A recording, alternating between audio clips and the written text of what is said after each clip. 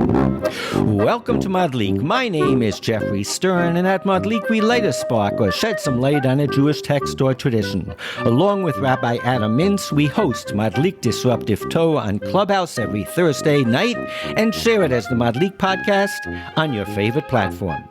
This Sunday evening will be Yom Hazikaron, the Memorial Day in Israel. It will be different for many reasons and from many perspectives.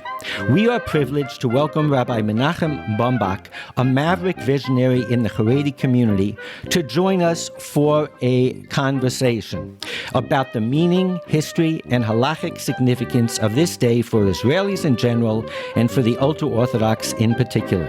So join us for Yom Hazikaron, a conversation with Menachem Bombach.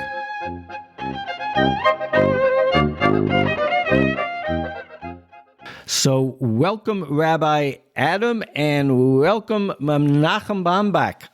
It's such a privilege to have you. We were having lunch in Yerushalayim.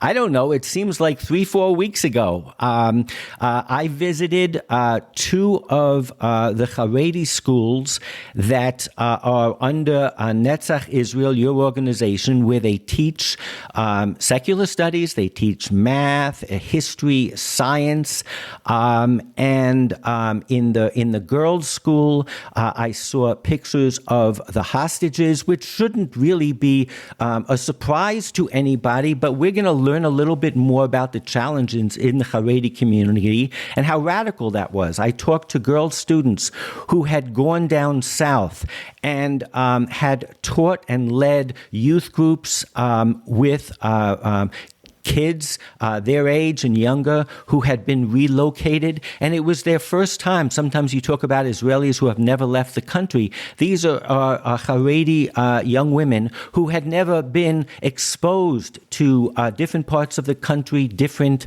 types of Israelis, and you are at the forefront of taking the Haredi community and bringing it forward. So first of all, Rabbi Bombach, welcome to Madlik Disruptive Torah, and I understand you're a good friend of Rabbi Adam Mintz as well. I'm more than a friend. You're like a family. And thank you, Geoffrey, for this great opportunity to be a part of your great and enormous project podcast. So in the source sheet that will be attached to this podcast and on Sefaria, there is a YouTube video. And I had heard about your works, and before our first meeting, I stumbled upon it. And it actually relates very much to Yom Hazikaron and the day that we are about on Saturday night, Sunday night. We will observe around the world, really, in solidarity with Israel. And it is a very touching, meaningful video, but more so if you understand the context. So let me just describe that video, but I definitely welcome everybody to click on the link and watch it on YouTube. It has thousands of views and downloads. And it is you a number of years ago. How many years ago was it? Yeah, it's about 6 years ago.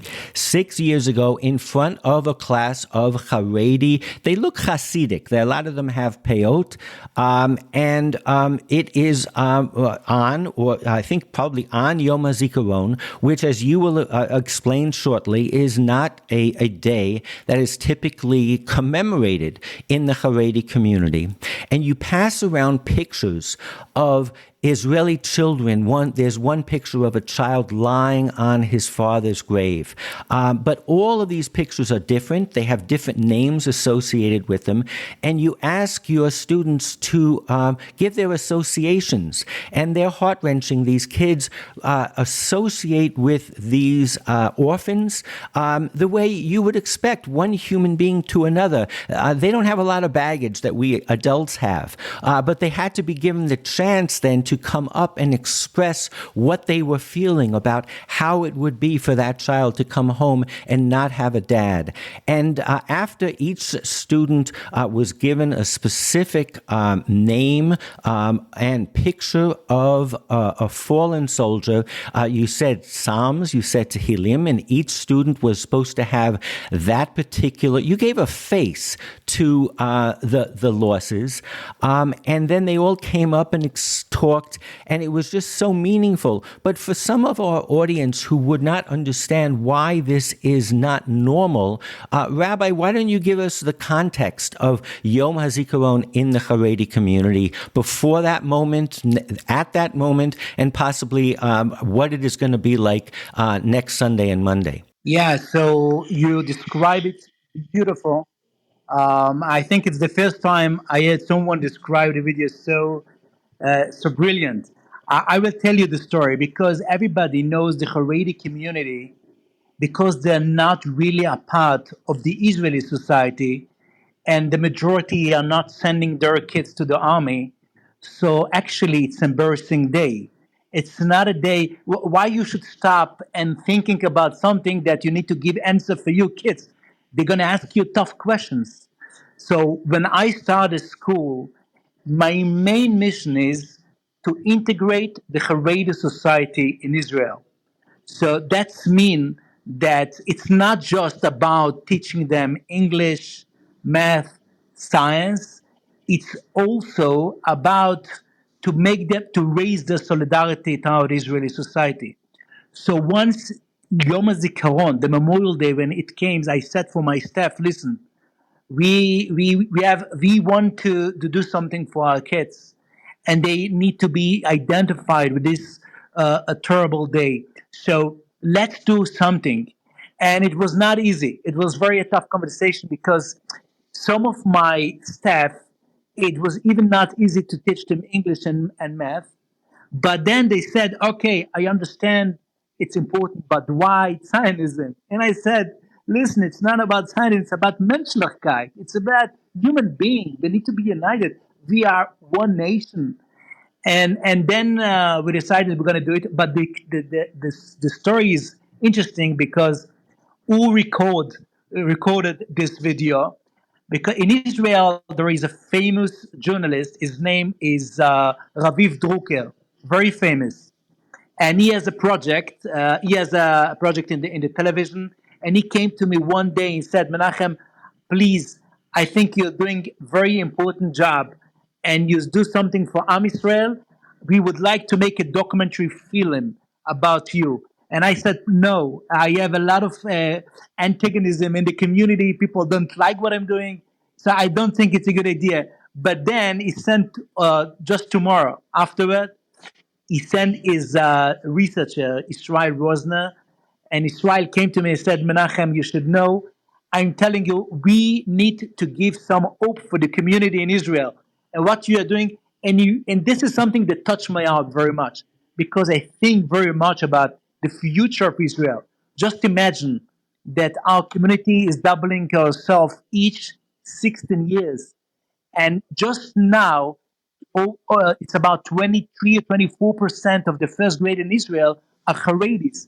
If you take also the Arabs, so 50% of the first class in Israel are or Arabs or Haredi. And just since October 7, you understand that we need to, it's very important in its agency to push much more and to make everything what we can to integrate the Haredi inside. So Israel Rosner came, and all of a sudden he came to the ceremony, and I didn't realize that he's standing because he just came the whole year around. He came and spoke with the kids, spoke with the staff, and then it becomes a part of the film. And a year after that, someone released and cut the part of the old film, and it's become like a viral video all over. I can't tell you, it was 2 years.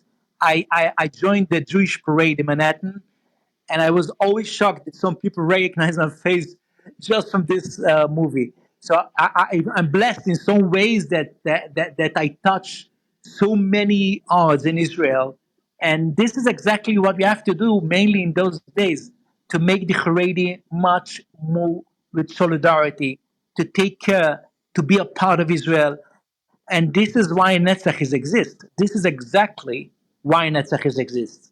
So you made the point that really why it has always been such a difficult day for Haredim is because they're not in the army. But obviously, and you mentioned this in the video where you talk to the students and you say, these soldiers fell protecting us so that we could study Torah. So even if you follow the Haredi position, which is they are serving in their front, just as the IDF is serving in its front, it doesn't make any sense that they could not embrace as a partnership. And I'm just wondering if 6 years ago it was an uncomfortable day. I can only imagine what ambiguity there must be this year. Is there any talk on the street? Do you have any sense of how the Haredi community, and maybe you can't even talk about them as a whole, they're individuals just like every other community, but how will you be commemorating it, and how will some of your peers, your friends, your students, what is the variety of ways, and is it changing? You will not believe, but I just get a survey dated before October 7. And it's a Haredi from Kikar Shabbat, very famous site, Haredi site. And it was, if I remember, it was for 2 years ago. And they asked people, what do you, when it comes the Stern, are you standing or not?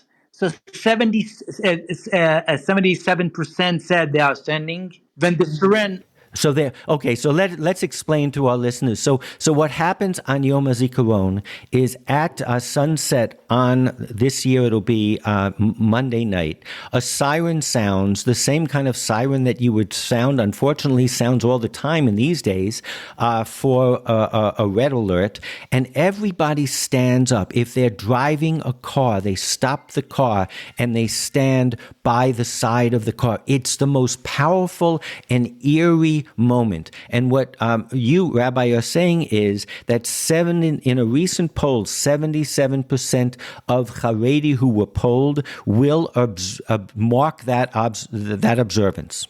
Exactly, and you will not believe the next percentage, 59%. When Haredim said they're standing in the street when they are next to seculars. So once you're on the street and you see seculars, you will stand just to respect. And I think if you would ask the same question now, after post October 7, I think the numbers will raise dramatically. And as you mentioned, first of all, it's about gratitude, plain and simple. Even if there are disagreements about politics or ideology, we all owe a huge debt of the brave of the soldiers who gave their lives for us, Haredim included. Showing up in Memorial Day is it's a way to express that gratitude and appreciation. So it's very simple. You will not believe, but after it was published all over, so many people in the community I would never expect came to me secretly and quietly, and they said, "Wow, you touched my heart so much." Everybody understand the Haredim has now access to the internet. It's not like 20 years ago. The official number speaks about 70% who has access to the internet. So they use WhatsApp and status all kinds of techniques and media, and those kinds of things becomes very viral inside the community. And I know, but I can tell you something new happens. That the last 3 years there are many ceremonies from the Haredi communities that also some political members of Knesset join. The last year and this year again, Netzach Yehuda is doing something very huge ceremony, but also the first time in Bet Shemesh. Bet Shemesh, as you maybe you know about that, but the last election was two members, Haredi members, who run by themselves as a independence party, and they're not belonging in not Agudat Israel, not Degel Torah, not Shas, just they are part of Netzach, and they ask for the mayor to make a huge, to do something for Yom Hazikaron, and you will not believe there is more than 500 people who register for this event. And the people who is going to come is Haredim, only Haredim. So things that You know, it's amazing. It's amazing you mention the established political parties, but that raises the issue of leadership. Would you say that most of this is organic, or are there any leaders within the Haredi established community who have the backbone, the foresight, and the vision? Or is this it's a unique situation of the rove, of the community leading the way? How would you characterize it? I really, it's, you heard about Likana. I think I also shared the last time when I talked to you, but she asked, it's very important to understand, she asked for some years ago, for many Haredim, if you are proud to be an Israeli. So 46% said they absolutely agree with this phrase. We are proud to be Israeli. And then you have 21%, they're quite agree. And then the rest of them, they're not, they're not, maskim, I mean, not agree with them.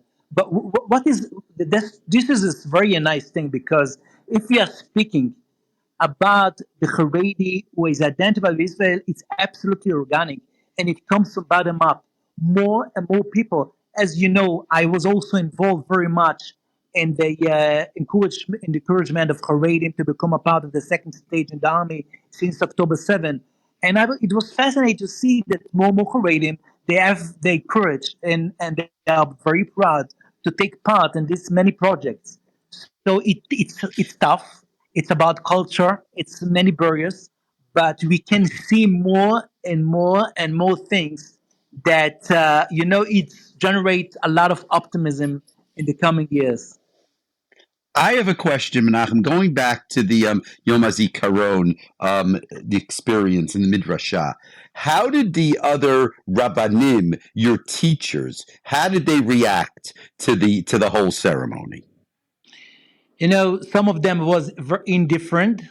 I'm not sure, but that's why some of the rabbis came to me and said, Menachem, it's impossible. I'm going to leave now the school. And he was a significant teacher. He teach Gemara and he loved the place, but he said it's too much for me. Everybody react different, but we know leadership is about to influence the community, to influence the kids, the families. And I want to tell you, no one child left the school since then because of those kinds of actions, right? And I took some risk. I didn't know if the parents is gonna love it, but I never asked them. And I was fascinated, and I was shocked after they just sent me nice messages.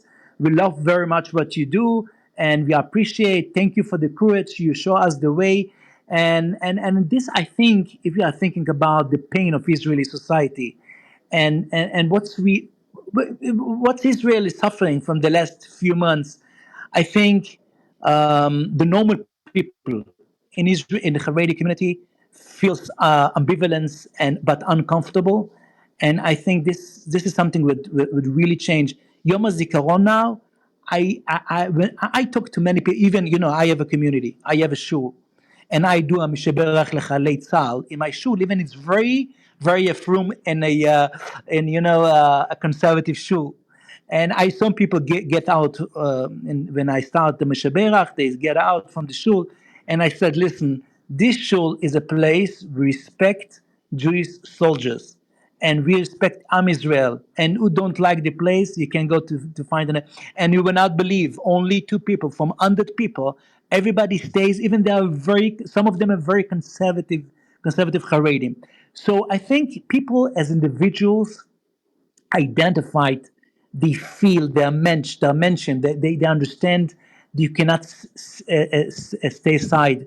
We cannot, be kafui tova, to be against those noble acts from the soldiers.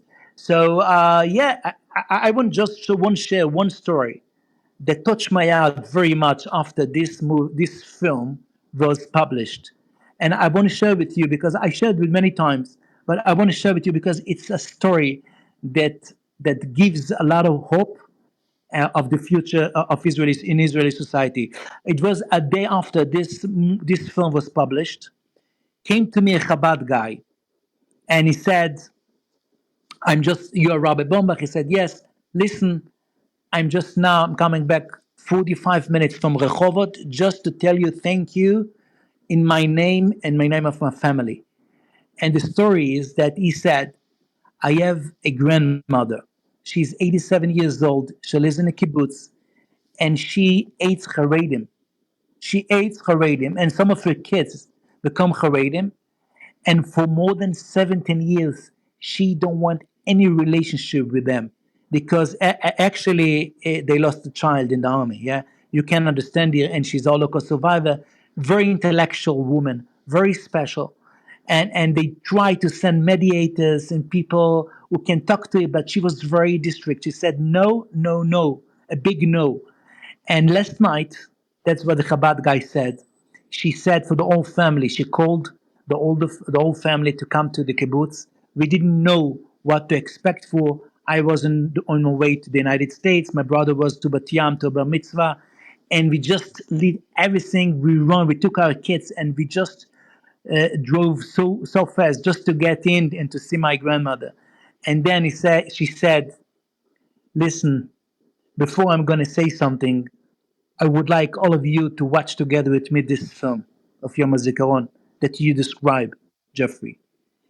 And after they watched the film, she said, "I just want to apologize about all those years that we didn't have any relationship. I just didn't know there are some Haredim who respect Jewish soldiers." And they cried, and he said, "You saved my family." I have another story. It was a guy, 91 years old, a Holocaust survivor. He wrote me an email and said, "I'm very close to die, and I'm blessed. I thank God that I'm still alive to see the hope that you are bringing for Am Israel." And I really believe those, even it's, people say, "Oh, you're 1,300,000 people," and while we are talking, the numbers are growing. So how do you think how you can influence so many people? But we know in terms of numbers and in terms of of changes and those kinds of things, it changed. We can now point out of so many influences in many different areas, just because we publicly, and we're not behind any anything, just publicly saying what we believe, and I think more and more Haredim are become more and more identified and a part of it. So when the war broke out, we all understood how the government had failed, and volunteers, mitnadvim, really filled the gap. And I think for most of our listeners, the face of the Haredim were Zaka, the Haredim who have traditionally gone and saved body parts and given honor and respect to those who have died in terrorist attacks and whatever. But were there other things that the Haredi community did? I've heard stories about women just going to support Shiva minyanim or Shivas in houses. Can you give us a little bit of an insight in other ways that organically the Haredi community has been affected and effected the situation in Israel in the last 7 months? Yeah, so actually I was also involved in the to encourage more Haredim to go to the second stage project in the army. That's mean they get trained for 2 weeks, and then they have a miluim, the reserve, in many areas. And we run a very nice and a special campaign. Your organization was a part of it, and it was very successful in terms of to make more numbers, because the ratio was 20%.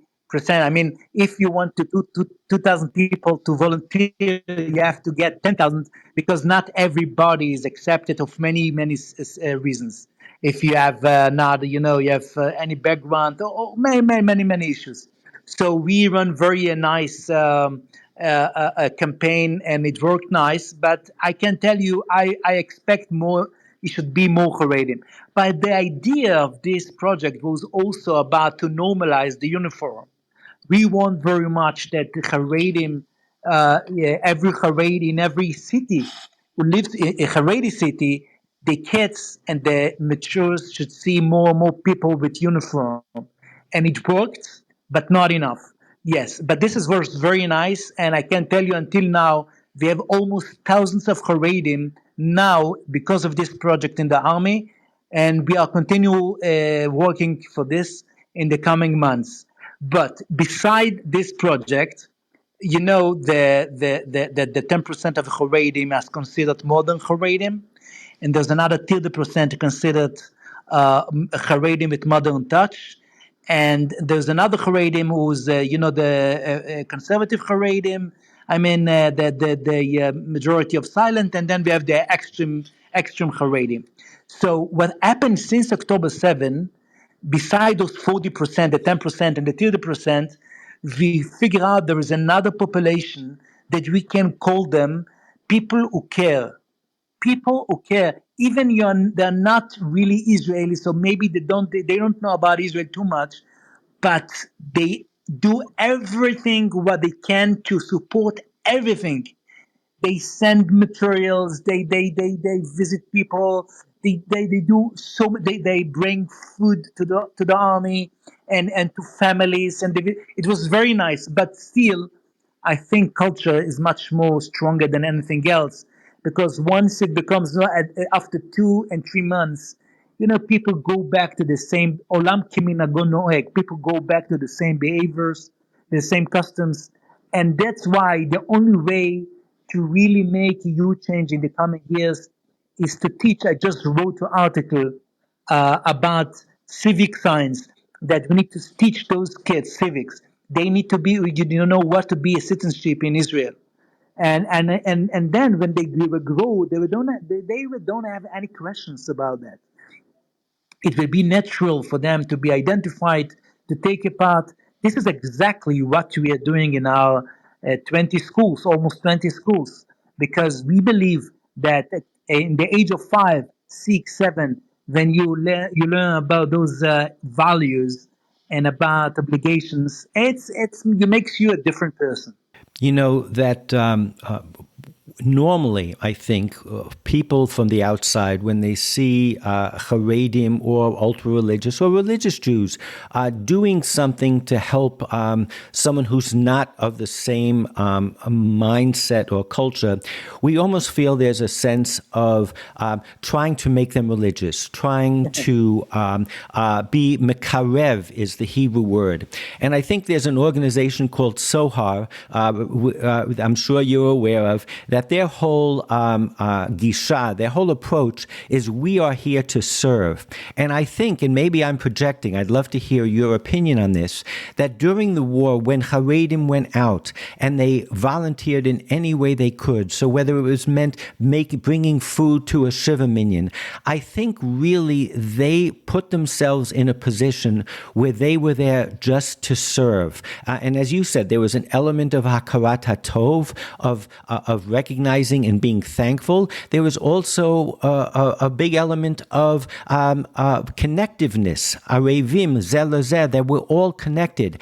And I think if that can wear off, I talked to girls in your yeshiva, and it was clear that they benefited as much from going down south and being engaged with people that were different than them, but trying to help them deal with being relocated and help them deal with keeping up their studies. We give as much as we get, and we get as much as we give. And I think that potentially could be a paradigm changer, where we all really realize that we were killed because we were Jews, we were maimed because we were Jews, I'll just put one more thing.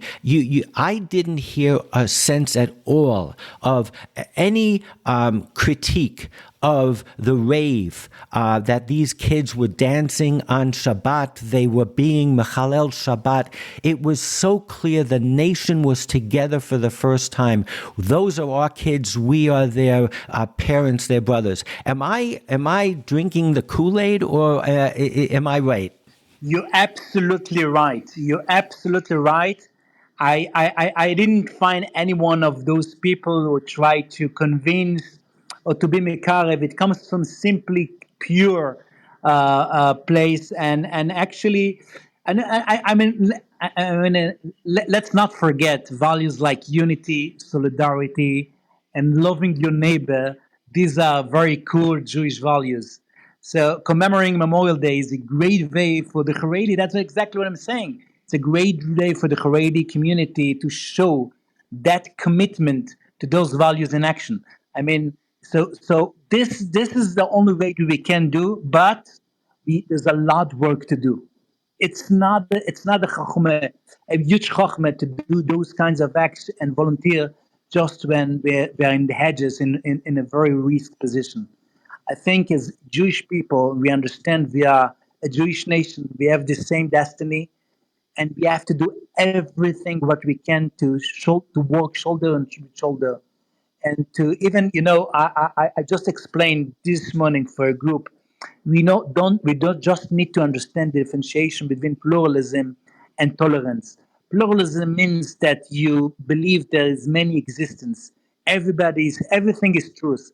But as an Orthodox, you're not a pluralism, but you have tolerance, and that's mean you understand people as different way and practice, and you have as a human being, you have fully understand it and fully respect it.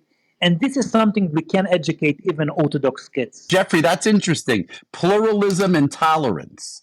You don't have to necessarily accept pluralism, but you're tolerant to other people. Pluralism is a philosophy. Exactly. And I think nowadays, when we think of tolerance, we typically want the ultra religious, and just by that term, they sound so radical, to be tolerant of those who are not. But it really does go both ways. There's a lot of misunderstanding and hatred, and I think maybe we could have a whole other podcast, because the what they call the elephant in the room is when we have a discussion like this. I'm sure there are some of our listeners who are just scratching their head and saying, how can you possibly be a citizen of a country and not consider yourself a part? Some of the things that you have actually said, or need to be explained. It's so problematic. But I think the end takeaway is, listen, there are belief systems. Secularism is a belief system. Judaism is a belief system. If we are going to progress in this world, we see the power of these belief systems to do bad, and we have to see the power of them to do good. And to change them, you need leadership like you, Rabbi Menachem, and you need understanding. And I think that's what's so very important. We have to respect the backgrounds of each other. These are rich backgrounds, 1,000-year-old backgrounds, but that doesn't mean they can't be changed. We see change overnight, and ultimately, I suspect that this Yom Hazikaron, I was looking through the laws of mourning, and one of the laws is that you can't greet the mourner. You have to just sit there and wait for them to speak. And I think we need less speaking and more just being together in unity. And we all come to Yom HaZikaron, to the state of Israel, to being Jewish in different ways. But a situation like today, on Monday, on Tuesday, is one where we can look in each other's eyes and just see the pain and share that at the most deeply human level. And I just can't wait to hear how a Yom HaZikaron is different this year, because I think it's going to be have major impact, I believe, in how we go forward. Yeah, so I want to say that I absolutely agree. I will write about and I'll figure out and I will let you know. But I just want to end with one thing, that after the Holocaust, two major movements emerged in the Jewish world: the State of Israel and the Haredi community. They each developed very separately, right? They're doing their own thing, but over the time, the paths started to cross and even clash.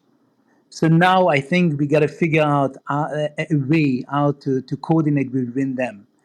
And I think there is a huge potential, and we need the right people, we need the right vision, and to put aside those old arguments, we need visionaries on both sides. And I think it will happen. It will happen. There is no another choice. What you're doing, Rabbi Bombach, is really is a what we call in America a game changer, and we forward to to things in Israel, unity in Israel, and people coming to understand and to tolerate one another. And these are hard times, but hard times lead to good times. And you are going to be. Geoffrey asked about leadership. You're going to be one of the leaders that are going to define what the future of Israel looks like. Bezrat Hashem. Thank you so much for joining. I'm going to put a link in the show notes so that people can discover your organization, a link to the PDF page so people can support the organization. And we look forward to learning with you sometime in the future again. Keep up the amazing work, and Shabbat Shalom to everyone. Thank you so much for joining us. Shabbat Shalom. Be well. Bye-bye. Shabbat Shalom. Thank you.